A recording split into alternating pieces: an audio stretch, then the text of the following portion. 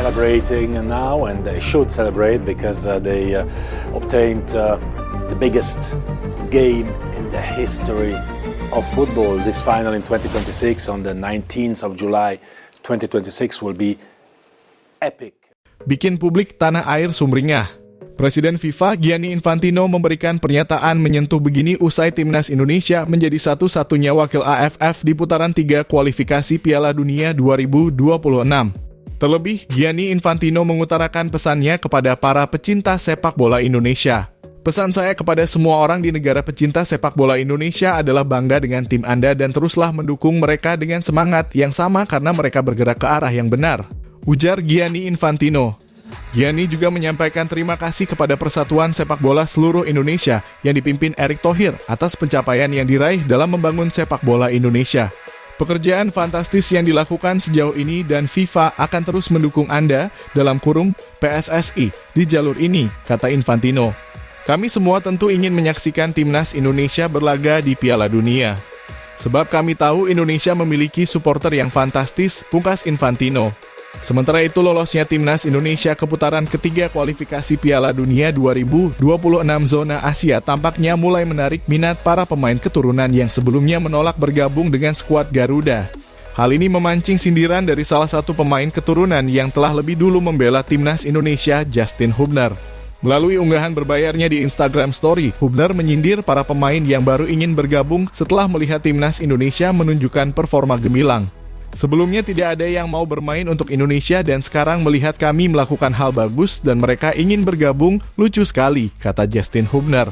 Meskipun tidak menyebut nama secara gamblang, beberapa spekulasi mengarah pada pemain seperti Mads Hilgers, back FC Twente yang sebelumnya dikabarkan menolak tawaran naturalisasi dari PSSI. Ex-Exco PSSI Hassani Abdul Ghani sempat mengungkapkan alasan penolakan Hilgers saat itu. Menurutnya Hilgers untuk menolak timnas Indonesia karena ia masih memiliki peluang untuk membela timnas Belanda. Namun nasib berkata lain, Hilgers tidak mendapatkan panggilan timnas Belanda untuk Euro 2024 dan hingga saat ini masih menanti kesempatan untuk memperkuat tim senior Oranje. Di lain sisi timnas Indonesia dikabarkan sudah menyiapkan pemain keturunan baru setelah Garuda lolos ke putaran ketiga kualifikasi Piala Dunia 2026. Shin Tae-yong, Asnawi Mangkualam, dan Erick Thohir sudah mengonfirmasi hal ini. Shin lebih dulu mengamini hal ini saat ditanya soal pemain keturunan baru di konferensi pers pasca laga lawan Filipina. Memang jika ada pemain yang berdarah Indonesia dan performanya baik, pasti akan diajukan lagi, kata Shin Tae-yong. Asnawi pun mengatakan bakal ada pemain baru yang datang untuk timnas Indonesia untuk persiapan menghadapi putaran ketiga.